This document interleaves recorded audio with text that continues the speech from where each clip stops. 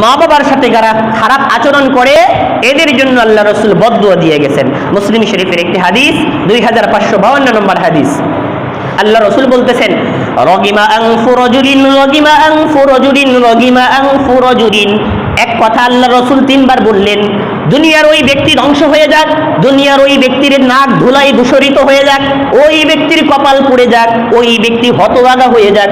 আল্লাহর রাসূলের সাহাবীরা জিজ্ঞাসা করলেন, ইয়া রাসূলুল্লাহ, ওই হতভাগা ব্যক্তিকে? আল্লাহর নবী বললেন, মান আদরাকা আবাওয়াইহি ইনদাল কিবারি আহাদুহুমা আও কিলাইহিমা। ওই ব্যক্তি যার জন্য আমি বদদুয়া করতেছি, যেই ব্যক্তির জীবনে তার বৃদ্ধ পিতামাতা ছিল, তার জীবিত পিতামাতা ছিল, ফালাম ইয়াদখুলিল জান্নাহ, তার জীবিত পিতামাতা পেয়েও সে জান্নাত অর্জন করতে পারে নাই।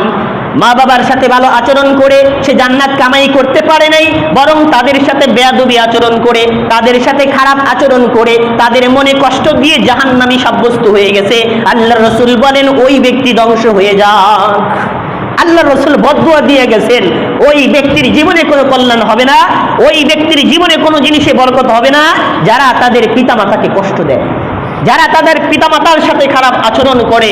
তো 3 নম্বর শাস্তি হলো আল্লাহ রাসূলের বদদুয়া তার উপর আরোপিত হবে, যার কারণে তার জীবনে বাড়ি গাড়ি থাকতে পারে, কিন্তু বাড়ি গাড়ির যে আসল উদ্দেশ্য শান্তি, সেটা তার জীবনে থাকবে না। তার জীবনে অনেক কিছু ক্যারিয়ার সে করতে পারে, কিন্তু এই সব কিছুর উদ্দেশ্য একটু শান্তি উপভোগ করা, দুনিয়ার মধ্যে একটু শান্তিতে ঘুমানো, এই জিনিসটি তার থেকে অনুপস্থিত হয়ে যাবে যারা তাদের মা বাবাকে কষ্ট দিবে।